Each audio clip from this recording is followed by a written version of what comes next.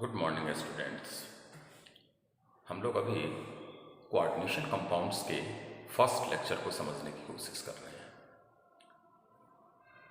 इस पूरे वीडियो में हम आपको कोऑर्डिनेशन कंपाउंड का जो एलिमेंट्री आइडिया है, इसमें जो टर्म्स यूज्ड होते हैं उनकी डेफिनेशंस समझाने की कोशिश करेंगे। जैसा आप व्हाइट बोर्ड सामने देख रहे होइएगा, तो व्हाइट बोर्ड पे कुछ टर्म्स लिखे हुए हैं। जैसे सबसे पहला कोऑर्डिनेशन कंपाउंड में जो हमने टॉपिक मेंशन किया है वो हमारा है एडिशन कंपाउंड्स। अगर आप एडिशन कंपाउंड्स को केयरफुली देखिए तो हमने एक एग्जांपल लिखा है KCl प्लस MgCl2, कुछ क्रिस्टलाइजेशन ऑफ वाटर है, इसने एक प्रोडक्ट फॉर्म किया है। हमने इस प्रोडक्ट के नीचे लिखा है कि यह क्रिस्टल्स ऑफ न्यू कंपाउंड्स बन रहा है, और KCl या MgCl2 के लिए हमने मेंशन किया है कि यह एक सिंपल स्टेबल कंपाउंड है। मतलब सिंपल स्टेबल कंपाउंड्स का एडिशन, सिंपल स्टेबल कंपाउंड्स का एडिशन जो दो या दो से ज़्यादा भी हो सकते हैं, और उनमें अगर न्यू कंपाउंड्स के क्रिस्टल्स फॉर्म हो रहे हों तो इन्हीं एडिशन कंपाउंड्स बोला जाता है। फर्दर हमने एडिशन कंपाउंड्स को दो पार्ट में डिवाइड कर दिया है, एक डबल साल्ट और एक कॉम्प्लेक्स कंपाउंड। डबल साल्ट पे अगर आप आइएगा तो हमने सबसे पहला मोस्ट कॉमन एग्जांपल जो मोहर सॉल्ट है उसको हमने लिखा है FeSO4.NH4 2SO4.6H2। पहले जरा समझ लें डबल साल्ट है क्या। तो बोलता है कि वैसे मॉलिक्यूलर फार्मूला जो सॉलिड स्टेट पे अपनी आइडेंटिटी रिटेन करते हो, लेकिन अगर किसी सॉल्वेंट में डाले जाए तो यह अपने आयंस में ब्रेक कर जाएं, टूट जाएं, उन्हें डबल साल्ट बोला जाता है। ऐसा एक एडिशन कंपाउंड जो सॉलिड स्टेट पे अपनी आइडेंटिटी रिटेन करता हो, लेकिन अगर किसी सॉल्वेंट में डाला जाए तो यह अपने सिंपलर आयंस में ब्रेक कर जाए, they are called double salts. इसमें हर सिंपल आयन अपने कैरेक्टरिस्टिक्स कलर के लिए रिस्पॉन्सिबल होते हैं। अभी इसे हम एग्जाम्पल से समझा रहे हैं। तो भाई उसी मोहर साल्ट को हमने जो पहले एडिशन कंपाउंड था हमने अगेन फॉर्म यहाँ किया है। यह हमारा सॉलिड स्टेट पे है, हमने इसे सॉल्वेंट के अंदर डाला। जैसे ही आपने इसे सॉल्वेंट के अंदर डाला है, यह जो एडिशन कंपाउंड आपका है वह अपने सिंपलर आयंस में डिसोसिएट हो गया। तो यही हमारा डबल साल्ट होता है। मतलब डबल साल्ट वह एडिशन कंपाउंड होते हैं जो सॉलिड स्टेट पे अपनी आइडेंटिटी रिटेन करते हो, लेकिन सॉल्वेंट में वो अपने सिंपलर आयंस में टूट जाएं, डबल साल्ट रिकॉर्ड किए जाते हैं। हम लोग अब इसके बाद कॉम्प्लेक्स कंपाउंड की एक डेफिनेशन को यहाँ नोट किए हैं। K4FeCN6 या सॉलिड स्टेट पे है। इसे जैसे ही हमने सॉल्वेंट में डाला, आप ऑब्जर्व क्या कर पा रहे होइएगा कि यह डिसोसिएट तो हो गया है, लेकिन स्क्वायर ब्रैकेट की जो चीज़ें हैं वह अपने सिंपलर आयन में डिसोसिएट नहीं हुआ। मतलब कॉम्प्लेक्स कंपाउंड वह पार्ट है जो solid as well as solvent में अपनी आइडेंटिटी रिटेन करे और सिंपलर आयन में डिसोसिएट नहीं हो। जैसे अगर यह Fe2 प्लस 6Cn माइनस में टूट जाता तो हम बोलते कि स्क्वायर ब्रैकेट के अंदर की जो चीज़ें हैं वह भी अपने सिंपलेस्ट पार्ट में टूट गया। लेकिन ऐसा एग्जाम्पल्स में अगर आप देखिए तो ऑब्जर्व नहीं कर पा रहे हो। तो कॉम्प्लेक्स और डबल साल्ट का अब जो बेसिक अंतर है वो समझिएगा। डबल साल्ट सॉलिड स्टेट और सॉल्वेंट दोनों में, डबल साल्ट सॉलिड स्टेट पे अपनी आइडेंटिटी रिटेन करता हो, लेकिन सॉल्वेंट में वो अपने सिंपलर आयन में टूट जाता है। जबकि complex compound solid as well as solvent में अपनी आइडेंटिटी रिटेन करता है। जो इसके स्क्वायर ब्रैकेट के बाहर के पार्ट हैं वही आयोनाइज्ड होते हैं, इसलिए उन्हें काउंटर आयन या आयोनाइजेबल पार्ट बोला जाता है। लेकिन स्क्वायर ब्रैकेट के अंदर की चीज़ें आयोनाइज नहीं हो रही हैं।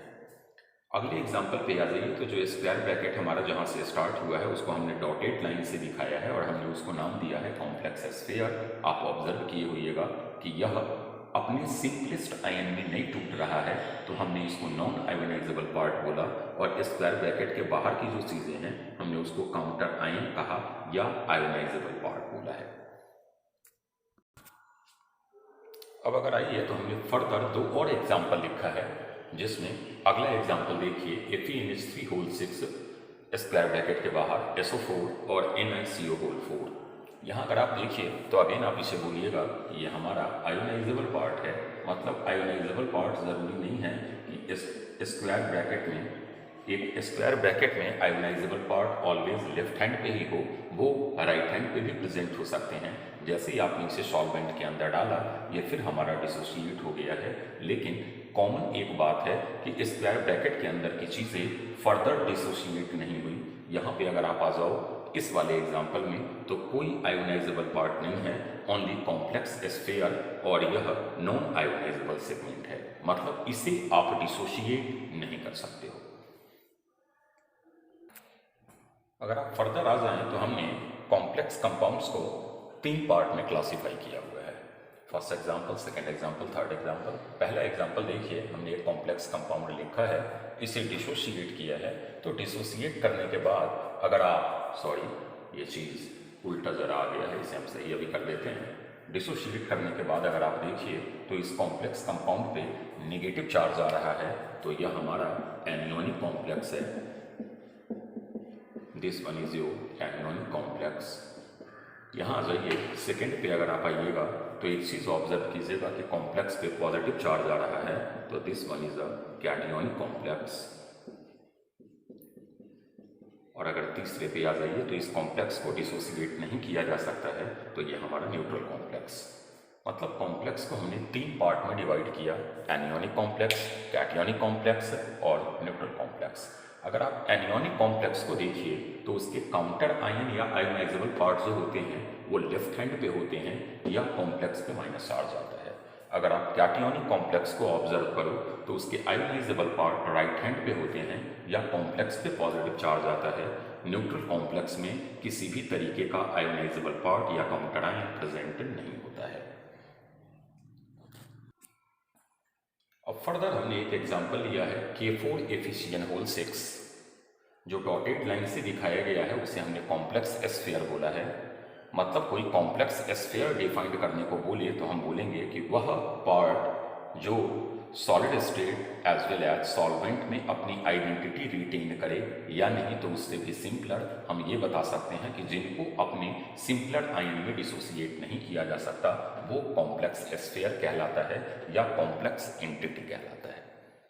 अब अगर इस कॉम्प्लेक्स स्फीयर के अंदर आप आ जाइए तो क्या क्या है, तो पहला जो आपका Fe है यह हमारा सेंट्रल एटम होता है। जो फर्स्ट हमारा Fe है, this one is called central atom. Second आ जाइए Cn, तो ये हमारा लिगेंड्स है। और ये तीसरा आ जाइए तो this one is called coordination number. अभी हम एक एक करके सारे टर्म्स को समझेंगे कि ये है क्या। तो कॉम्प्लेक्स स्फीयर सेंट्रल एटम और लिगेंड्स का प्रेजेंस है। मतलब कॉम्प्लेक्स स्फीयर के अंदर सेंट्रल एटम और लिगेंड्स प्रेजेंट होते हैं। कॉम्प्लेक्स स्फीयर जो हमारा होता है वो नॉन आयोनाइजेबल होता है, इसे सिंपलर आयन में डिसोसिएट नहीं किया जाता। अब हमारे पास 3 चीज़ें आ गई हैं, सेंट्रल एटम, कोऑर्डिनेशन नंबर और लिगेंड्स। तो हम लोग एक एक करके इन तीनों चीज़ को समझते हैं कि लिगेंड्स क्या है, कोऑर्डिनेशन नंबर क्या है और सेंट्रल एटम क्या है। एक सिंपल एग्जांपल से देखिए, हम लिगेंड्स पहले अभी डिफाइन करने की कोशिश कर रहे हैं या समझाने की कोशिश कर रहे हैं। पहला आप लिगेंड्स के बारे में देखिए तो हमने एक सिंपल रिएक्शन लिखा है, ammonia plus BH3। BH3 boron के अराउंड 6 इलेक्ट्रॉन है, इसने अपनी ऑक्टेट कंप्लीट नहीं किया हुआ है, अनस्टेबल कंपाउंड है, इसलिए इसकी टेंडेंसी अपनी ऑक्टेट कंप्लीट करने की होगी। अमोनिया, इसके पास नन बॉन्डेड इलेक्ट्रॉन का पेयर एक प्रेजेंट है जिसको लोन पेयर इलेक्ट्रॉन बोलते हैं। अब इस BH3 की टेंडेंसी होगी अपनी ऑक्टेट को कंप्लीट करने के लिए, इसलिए कोऑर्डिनेट बॉन्ड के थ्रू, कोऑर्डिनेट बॉन्ड क्या होता है, तो जिसमें पेयर ऑफ इलेक्ट्रॉन्स डोनेट तो होते हैं लेकिन वो बदले में कुछ एक्सेप्ट नहीं करता। तो अमोनिया अपना पेयर ऑफ इलेक्ट्रॉन्स डोनेट कर दिया और एक कोऑर्डिनेट बॉन्ड की फॉर्मेशन हो गई। तो हम लोग यहाँ अमोनिया को लिगेंड्स बोल सकते हैं। उस अमोनिया में नाइट्रोजन डोनर एटम हुआ, मतलब ligands are those which donate its pair of electrons. Ligands वह हैं जो अपने पेयर ऑफ इलेक्ट्रॉन्स को डोनेट करते हैं। जैसे इस एग्जांपल में देखिए तो अमोनिया ने अपने पेयर ऑफ इलेक्ट्रॉन्स BH3 को दिया। इससे फ़ायदा ये हो गया कि इसकी भी ऑक्टेट कंप्लीट हो गई और ये जो बॉन्ड फॉर्म हुआ है ये हमारा कोऑर्डिनेट बॉन्ड फॉर्म हुआ है। चैप्टर के नेम को भी अगर आप देखिए तो चैप्टर का नाम ही है कोऑर्डिनेशन कंपाउंड्स, मतलब इसमें हम लोग मेनली कोऑर्डिनेट बॉन्ड को ही फोकस करेंगे। तो लिगेंड्स की डेफिनेशन है कि वैसा मॉलिक्यूलर फॉर्मूला जो न्यूट्रल भी हो सकता है या लोन पेयर कैरिंग कंपाउंड्स भी हो सकता है या आयंस भी हो सकते हैं, अपने पेयर ऑफ इलेक्ट्रॉन्स को डोनेट करें, दे आर कॉल्ड लिगेंड्स। अब हमने लिगेंड्स को क्लासिफाई कर दिया है। अगर क्लासिफिकेशन ऑफ लिगेंड्स देखिए तो ये दो पार्ट में क्लासिफाई है, एक डोनर एटम के बिहाफ पर और एक हमारा चार्ज के बिहाफ पर। डोनर एटम के बिहाफ पर अगर आ जाइए तो अभी हम इसको फिर से एक्सप्लेन करेंगे, लेकिन जस्ट यहाँ सिर्फ लिखा हुआ है मोनोडेंटेट, बाइडेंटेट, ट्राइडेंटेट होता क्या है अभी समझेंगे। और on the basis of charge अगर आ जाइए तो या तो न्यूट्रल लिगेंड्स हो सकते हैं, या तो निगेटिवली चार्ज लिगेंड्स हो सकते हैं, या तो पॉजिटिवली चार्ज लिगेंड्स हो सकता है। अलग बात है कि positively charge ligands number wise काफ़ी कम होते हैं। जो हमारा मेजॉरिटी ऑफ लिगेंड्स हैं वो एनियोनिक आता है, एनियोनिक के बाद न्यूट्रल आते हैं, सबसे कम नंबर पे कैटियोनिक लिगेंड्स ही प्रेजेंट होते हैं। तो हम लोग ज़रा on the basis of donor atom समझते हैं कि लिगेंड्स है क्या। अगर डोनर एटम के बिहाफ पर आप लिगेंड्स का क्लासिफिकेशन देखो तो हमने दो पार्ट किया है, ए और बी। पहला एग्जांपल देखिएगा, ए अमोनिया को BH3 के साथ हमने कोऑर्डिनेट बॉन्ड वाला एग्जांपल जो जस्ट पीछे दिया था उसको आगे यहाँ लिखा है। अमोनिया में नाइट्रोजन अपने पेयर ऑफ इलेक्ट्रॉन्स BH3 को डोनेट कर रहे हैं, मतलब अमोनिया में सिर्फ एक डोनर एटम प्रेजेंट है। तो एक डोनर एटम प्रेजेंट है इसलिए मोनोडेंटेट। क्यों? क्योंकि only one donor atom is present.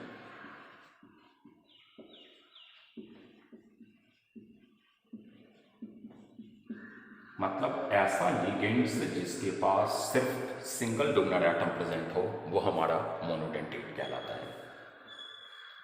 अब मोनो सिंगल डेंटेट का मतलब डेंटिसिटी होता है, और डेंटिसिटी का मतलब नंबर ऑफ सिग्मा बॉन्ड जो फॉर्म होते हैं। तो यहाँ पर अगर आप देखिए तो एक सिग्मा बॉन्ड फॉर्म हुआ है, मतलब इसकी डेंटिसिटी 1 हो जाएगी। आप आ जाइए एक सेकेंड एग्जाम्पल पे आए हैं, हमने यहाँ पे लिखा है, इसका नाम होता है ईथेन 1,2 डाइएमीन, शॉर्टकट इसे EN भी बोलते हैं। इसका नाम है ईथेन 1,2 डाइएमीन, इथाइलिनामीन भी बोलते हैं, शॉर्टकट इसे EN बोला जाता है। अब अगर आप यहाँ देखिए तो इस पूरी मॉलिक्यूलर फॉर्मूला में एक ये नाइट्रोजन भी डोनर एटम है और एक ये नाइट्रोजन भी डोनर एटम है, मतलब इसके पास दो डोनर एटम है। मान लीजिए कोई सेंट्रल एटम अगर इन यहाँ आ रहा है तो ये भी अपना पेयर ऑफ इलेक्ट्रॉन्स इसे डोनेट करेगा और ये भी अपना पेयर ऑफ इलेक्ट्रॉन्स इसे डोनेट करेगा। दो डोनर एटम के कारण this one is your bidentate ligands.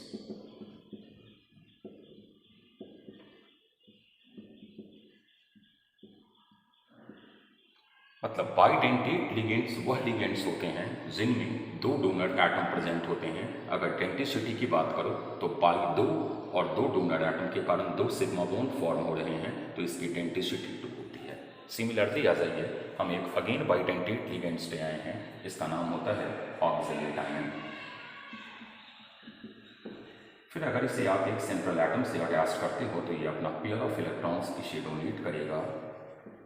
फिर अगर ये सेंट्रल एटम यहाँ M है तो ये अपने पेयर ऑफ इलेक्ट्रॉन्स डोनेट करेगा। अगर आप देखिए तो ऑक्सैलेट आयन में अगेन 2 डोनर एटम प्रेजेंट है, तो this one is your bidentate ligands. इस बाइडेंटेट में आपके डेंटिसिटी 2 हो गई क्योंकि 2 सिग्मा बॉन्ड फॉर्म हो गए हैं।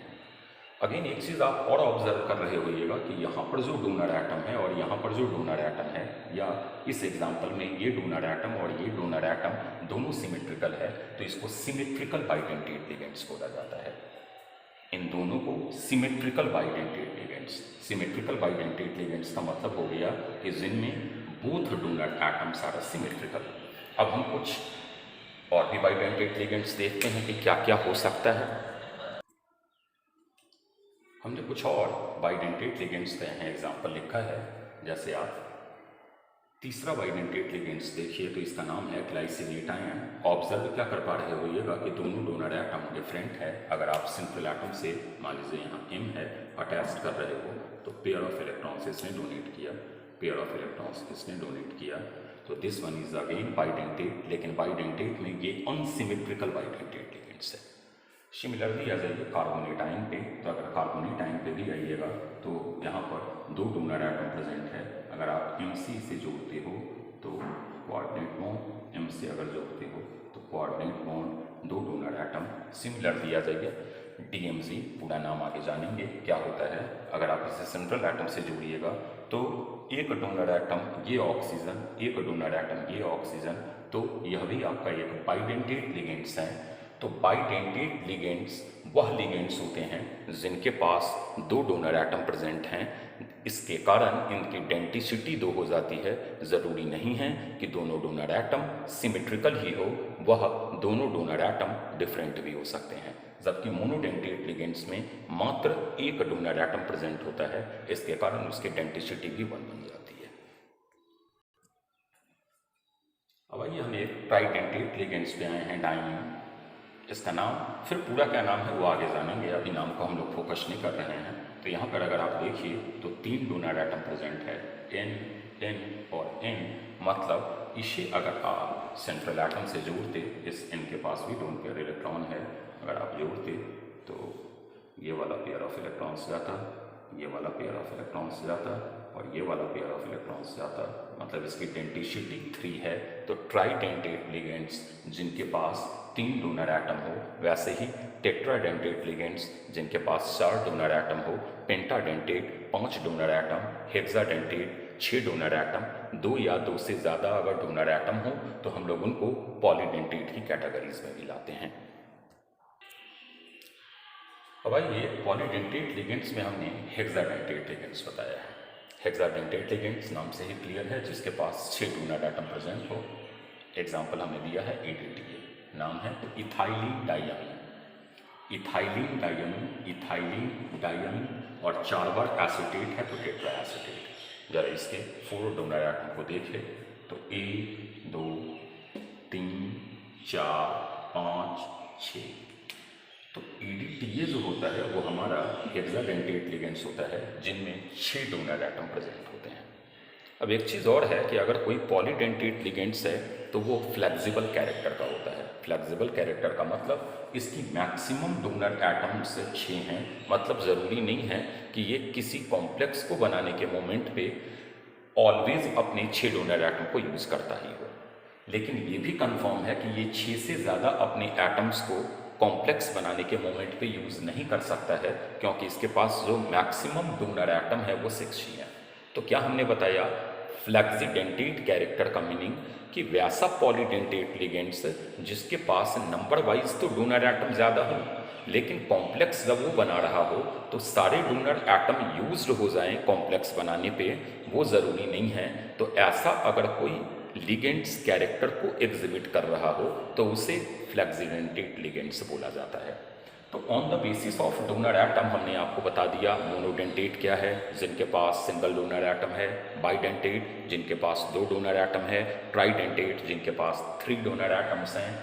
हेक्साडेंटेट में हमने एक EDTA एग्जाम्पल लिया है जिसके पास 6 डोनर एटम है।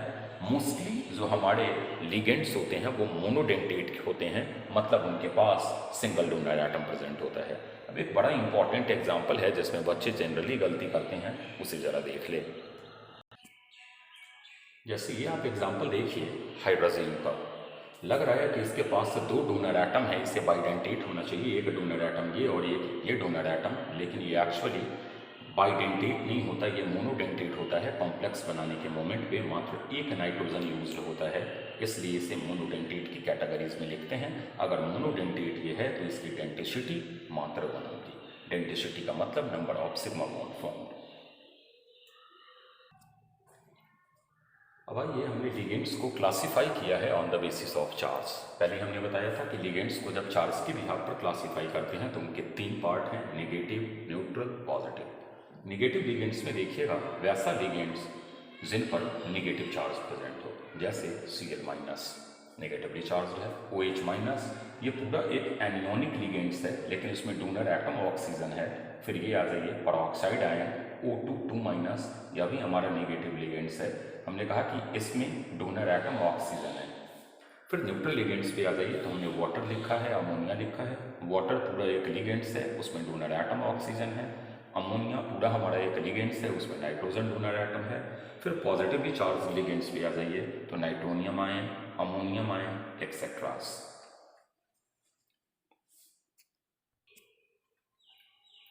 अब अगला जरा हमें काफ़ी इंपॉर्टेंट लिगेंड्स, एम्बिडेंट लिगेंड्स के बारे में डिस्कशन कर रहे हैं। तो क्या है एम्बिडेंट लिगेंड्स, वो सुनिएगा।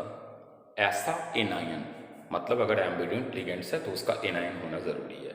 ऐसा एनायन जिनके पास दो डोनर एटम हो, लेकिन कॉम्प्लेक्स बनाने के मोमेंट पे मात्र एक ही डोनर एटम यूज हो रहा हो, उसे एम्बिडेंट लिगेंड्स बोला जाता है। ऐसा एनायन जिनके पास दो डोनर एटम प्रेजेंट हो, लेकिन कॉम्प्लेक्स बनाने के मोमेंट पे मात्र एक डोनर एटम यूज हो, उसे एम्बिडेंट लिगेंड्स बोला जाता है। जैसे हमने एक एग्जांपल लिखा Cn माइनस, हमने इसका बॉन्ड लेंथ फॉर्म ड्रॉ किया है स्ट्रक्चर। तो अगर देखिए तो कार्बन के पास भी लोन पेयर है, नाइट्रोजन के पास भी लोन पेयर है। तो डोनर एटम या तो कार्बन हो सकता है या तो नाइट्रोजन हो सकता है। अगर कार्बन डोनर एटम की तरह एक्ट हो रहा हो तो साइनाइड, और अगर नाइट्रोजन डोनर एटम की तरह एक्ट हो रहा हो तो आइसोसाइनाइड। फिर हमने वैसा ही लिखा है NO2 माइनस। अगर आप देखिएगा तो NO2 माइनस में एक डोनर एटम ऑक्सीजन है, एक डोनर एटम नाइट्रोजन है। अगर ऑक्सीजन हमारा बन रहा हो डोनर एटम तो नाम उसका है नाइट्रेटो O, और अगर नाइट्रोजन डोनर एटम बन रहा हो तो उसका नाम है नाइट्रेटो N। अब जरा तीसरा एग्जाम्पल भी देखें कि क्या हो सकता है हमारा एम्बिडेंट लिगेंड्स का। फिर आइए, हमने एम्बिडेंट लिगेंड्स में दो और एग्जाम्पल लिखा है, HCN माइनस और CNO माइनस। अगर HCN माइनस को आप देखिए तो डोनर एटम या तो सल्फर या तो नाइट्रोजन। CNO माइनस में आ जाइए तो या तो डोनर एटम नाइट्रोजन या तो डोनर एटम ऑक्सीजन। अब इस एम्बिडेंट लिगेंड्स में अगर आपका सल्फर डोनर एटम बन रहा है तो जानते होइएगा, सल्फर अगर एटम डोनर बन रहा हो तो थायो वर्ड प्रीफिक्स यूज करते हैं, तो थायोसाइनेटो। और अगर नाइट्रोजन डोनर एटम बन रहा हो तो आइसोथायोसाइनेटो। सिमिलरली अगर यहाँ हमारा नाइट्रोजन डोनर एटम बन रहा हो तो इसका नाम आइसोसाइनेटो, अगर ऑक्सीजन डोनर एटम बन रहा हो तो साइनेटो। तो क्या है एम्बिडेंट लिगेंड्स? तो वैसे एनायंस जिनके पास दो डोनर एटम प्रेजेंट हो, लेकिन कॉम्प्लेक्स बनाने के मोमेंट पे मात्र एक ही डोनर एटम यूज हो, उसे हम लोग एम्बिडेंट लिगेंड्स बोलते हैं। इसका कुछ एग्जांपल्स अभी हमने समझाया, वैसे याद रखिएगा। Cn minus, NO2 minus, HCN minus, CNO minus, these all are ambident ligands.